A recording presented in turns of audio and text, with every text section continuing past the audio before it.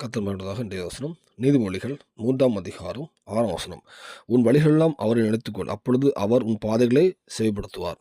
கர்த்தர் மகிழ்வதாக இந்த வசனம் சொல்லும்போது நம்மளோட வழிகள் நம்ம எங்கெல்லாம் போகிறோமோ என்னென்ன செய்வோம் எல்லாவற்றிலையுமே கர்த்தரை நினைச்சிட்டு தானா நம்ம வழிகள் வாய்க்கும்னு வேதம் சொல்லுது. வேதத்தில் பார்த்தீங்கன்னா கர்த்தர் அநேகர் இருக்காங்க. இப்போ நெகேமியா எடுக்கலாம். அவர் ராஜாட்ட பேச முன்னாடி ப்ரேயர் பண்ணிட்டு போவார், காரியம் செய்யாமல் எடுக்கும். தாவீது வாழ்க்கை பார்த்தீங்கன்னா எல்லா காலத்துலையும் யுத்தம் பண்ணணுமா எல்லா காலத்துலையுமே ஜெபித்து புகார் செய்ய எடுப்பார். இந்த வேளையில் நம்ம வாழ்க்கையில் அப்படி இருக்கிறோமா? ஒவ்வொரு காரியத்துக்கும் கர்த்தருக்கு பிரியமா அவர் நினைச்சு அவரை முன்னிச்சு போகிறோமா? அப்படி போவோமானால் நம்ம பாதை சிவைப்படும். நம்ம கர்த்தரை நம்ம நம்ம ஒன்றுமே இல்லாத வறட்சியான காலங்கள், கஷ்டமான காலத்துக்கு கர்த்தர் ப்ரே பண்ணுவோம். அடுத்த வழிகள் வரும்போது அவர் நினைச்சு கொள்கிறோமா? ஒவ்வொரு காரியத்திலையும் கர்த்தர் முன்வச்சு அது மாய்மாலத்துக்கு இல்லாமல் ஒரு உண்மையான வைப்புமானால் நம்ம பாதை செவ்வையாக இருக்கும். இந்த பூமியிலும் செவ்வாய் தரும், பரலோகத்தையும் ஆயத்தப்படுத்துவார்.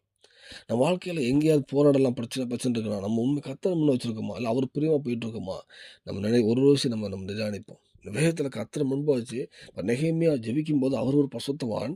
அவர் ஒரு காரியத்துக்காக ராஜா கேட்கும்போது அந்த ஒரு நிமிஷத்தில் அவர் ப்ரே பண்ணிட்டு கேட்கல. வானத்து பரலோக தேவனை நோக்கி ப்ரே பண்ணிட்டு நெகேமியா ராஜா பேசும்போது அங்கே ஒரு தயவு வருது. எருசலேம் தேவாலயம் கட்டப்படுது. தாவீது வாழ்க்கை எல்லாருமே. ஸோ நம்ம கர்த்தரை எல்லாரும் வச்சுருக்கோமா அப்படிங்கிற நம்ம ஒரு விஷயம் நம்ம நிதானிப்போம். நமக்கு தெரியும் நம்ம வச்சுருக்கோம்னு சொல்லுவோம். ஆனால் உண்மையில நம்ம சுயம் இருக்கும், பேருக்கு கர்த்தரை வச்சுக்கலாம். உண்மையாக கர்த்தரை வச்சு முழு இருதயத்தோடு நீங்கள் தேடுவீங்கன்னா கண்டிப்பாக உங்கள் காரியம் செவ்வையாகவும் ஒரு ஜெயம் உள்ள ஒரு சாட்சி உள்ள ஒரு வாழ்க்கையை கர்த்தர் பூமியில் தருவார். இந்த வேலையில் எல்லா காரியத்திலையும் கர்த்தரை முன்னே வைப்போம். நீங்கள் வியாதியாக இருக்கலாம், எப்படி இருக்கலாம், அதுலேயும் கர்த்தரை முன்ன வைங்க. எல்லா காரியத்தையும் முன்ன வைங்க. கண்டிப்பாக அது சாட்சியாக இந்த பூமியை மாட்ட பரலோகத்துக்கு ஆயத்தப்படுத்துவார்.